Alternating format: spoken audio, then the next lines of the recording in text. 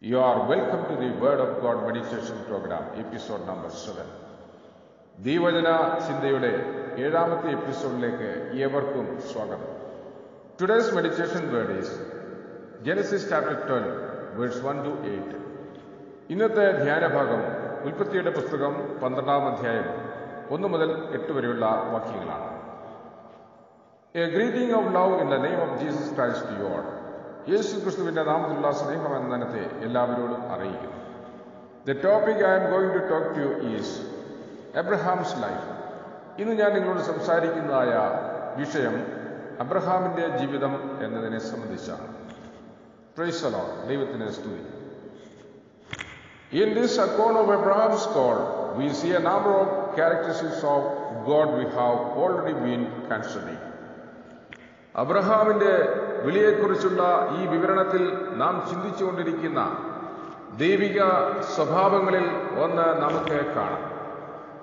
More than that, we see the very practical effects of God's call in the life of this man who was to become the father of the nation of Israel.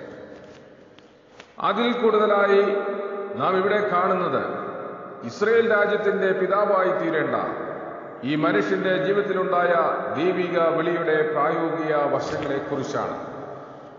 The word Lord is a translation of the greatest of God's titles in the Bible. ബൈബിളിൽ ഉപയോഗിച്ചിട്ടുള്ള ദൈവത്തിന്റെ ഏറ്റവും വലിയ നാമങ്ങളിൽ ഒന്നിന്റെ വിവർത്തനമാണ് കർത്താവ് എന്ന വാക്ക്.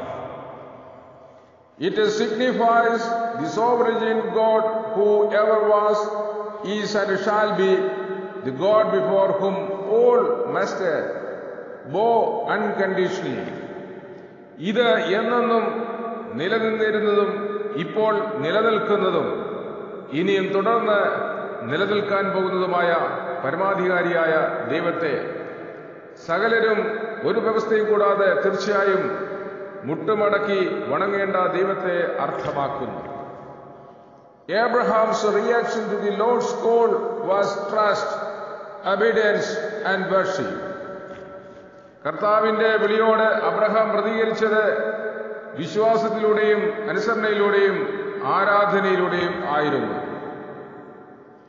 These attitudes were the characteristics of the rest of Abraham's long life. ഈ മനോഭാവങ്ങൾ അബ്രഹാമിന്റെ ദീർഘമായ ശിഷ്ട ജീവിതത്തെ അനുഗ്രഹപൂർണമാക്കി തീർന്നു.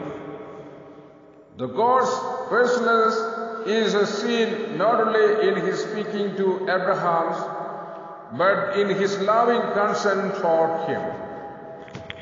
ദൈവത്തിന്റെ വ്യക്തിസത്ത അബ്രഹാമിനുള്ള അവന്റെ സംഭാഷണത്തിൽ മാത്രമല്ല, അബ്രഹാമിനുള്ള അവന്റെ സ്നേഹനിർഭരമായ താല്പര്യത്തിലും കാണപ്പെടുന്നു.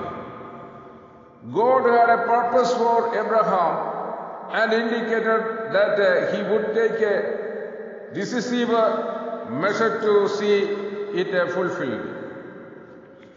ദൈവത്തിന് അബ്രഹാമിനെ സംബന്ധിച്ച് ഒരു പദ്ധതി ഉണ്ടായിരുന്നുവെന്ന് മാത്രമല്ല, അവൻ ആ പദ്ധതി പൂർത്തിയാക്കുവാൻ കൃത്യമായ നടപടികൾ എടുക്കും എന്ന് സൂചിപ്പിക്കുകയും ചെയ്തു. As a condition of blessing, God called Abraham to separate him from familiar environment of the previous 75 years. അനുഗ്രഹത്തിനുള്ള ഒരു വ്യവസ്ഥ എന്ന നിലയിൽ ദൈവം അബ്രഹാമിനോട് 75 വർഷം മുൻപരിചയമുള്ള ചുറ്റുപാടിൽ നിന്നും വേർപെടണമെന്ന് ആഹ്വാനം ചെയ്തു. God wanted to make a fresh start in refreshing Abraham's character more in the likeness of his own. അബ്രഹാമിന്റെ സ്വഭാവം കൂടുതലായും തന്റെ സ്വന്തം സദൃശ്യത്തിൽ രൂപപ്പെടുത്തിയെടുക്കുന്നതിൽ ഒരു പുതിയ തുടക്കം ദൈവം ആഗ്രഹിച്ചു. Praise the Lord. We see the depth of Abraham's faith, his willingness as an already aging man who lived his established routine and to follow God, not knowing where he was to go.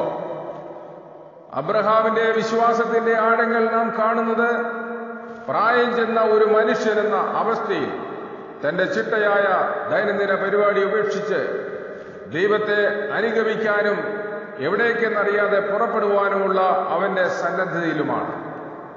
That we can see in Hebrews chapter 11 verse 8. അത് നമുക്ക് എബ്രായലേഖനം 11-ാം അധ്യായം 8-ൽ മനസ്സിലാക്കുവാൻ കഴിയും. The providence of God too is clearly seen in these essential dealings with his servant, and it can be traced throughout Abraham's subsequent experience. തന്റെ ദാസനുമായുള്ള പ്രാഥമിക ഇടപാടുകളിൽ ദൈവത്തിന്റെ കരുതലും കാണപ്പെടുന്നു. അബ്രഹാമിന്റെ പിൽക്കാല അനുഭവത്തിലുടനീളം ഈ വസ്തുത കാണുവാൻ കഴിയും. In how many different ways Abraham might have been led astray apart from God's sovereign hand upon him. ദൈവത്തിന്റെ ശക്തമായ കരം അവന്റെ മേലില്ലായിരുന്നുവെങ്കിൽ അബ്രഹാം എത്രയോ വ്യത്യസ്തമായ വഴികളിലൂടെ തന്റെ ലക്ഷ്യത്തിൽ നിന്നും തെറ്റിപ്പോകുമായിരുന്നു. Within his own family circle was one person, his nephew Lot, who was the cause of the constant friction.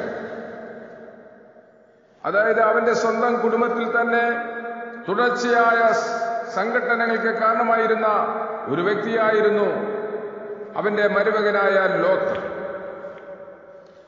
Whether God wanted Lot to be in the party which left Haran, or whether Abraham allowed him to accompany them in a fit of misguided emotional affection, we do not know. ഹാരാനിൽ നിന്നും പുറപ്പെട്ട സംഘത്തിൽ ലോത്തും ഉണ്ടായിരിക്കുവാൻ ദൈവം ആഗ്രഹിച്ചിരുന്നുവോ, അതോ അബ്രഹാമിനുണ്ടായ തെറ്റായ ഒരു വൈകാരിക സ്നേഹത്തിന്റെ ആവേശത്തിൽ അവരെ അനുഗമിക്കുവാൻ ലോത്തിനെ അനുവദിച്ചാണോ എന്നും നാം അറിയുന്നില്ല. The resulting difficulties certainly could have had serious effects upon the all of Abraham's future life apart from God's steadying, controlling hand and Abraham's continuing response of faith.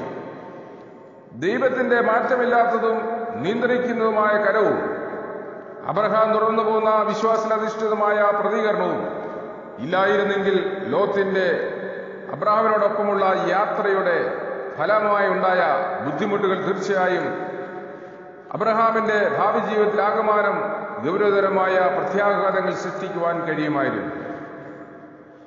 We thank thee, Lord, that thou art still the same. കർത്താവേ, നീ എപ്പോഴും മാറ്റമില്ലാത്തവനായിരിക്കുന്നതിനാൽ ഞങ്ങൾ നിനക്ക് നന്ദി പറയുന്നു. Guide us and give us the obedience and faith of Abraham. അബ്രഹാമിന്റെ വിശ്വാസവും അനുസരണവും ഞങ്ങൾക്കും നൽകി ഞങ്ങളെ നയിക്കണമേ. Praise the Lord. Let us pray. നമുക്ക് പ്രാർത്ഥിക്കാം. Heavenly Father who loves us dearly, ഞങ്ങളെ അതിവാത്സല്യമായി സ്നേഹിക്കുന്ന സ്വർഗ്ഗസ്ഥ പിതാവേ, thank you for the beautiful message we received today. ഞങ്ങൾക്ക് ഇന്ന് നൽകിയ മനോഹര സന്ദേശത്തിനായി നന്ദി പറയുന്നു. Help us to live a life that conforms to this message we have heard. ഞങ്ങൾ കേട്ട വിശ്വാസത്തിന് അനുസരണമായി ഉറപ്പുവരുത്തിയ ഒരു ജീവിതം നയിക്കുവാൻ ഞങ്ങളെ സഹായിക്കണം. Bless all who hears this message. ഈ സന്ദേശത്തെ കേൾക്കുന്നവരെയും അനുഗ്രഹിക്കണം. In the name of Jesus himself we pray. യേശു ക്രിസ്തുവിന്റെ നാമത്തിൽ ഞങ്ങൾ പ്രാർത്ഥിക്കുന്നു. God bless you all. ദൈവം നിങ്ങളെ എല്ലാവരെയും അനുഗ്രഹിക്കട്ടെ. Thank you for your participation in this program. ഈ പരിപാടിയിൽ പങ്കെടുത്തതിന് ഞാൻ നിങ്ങളോട് നന്ദി അറിയിക്കുന്നു.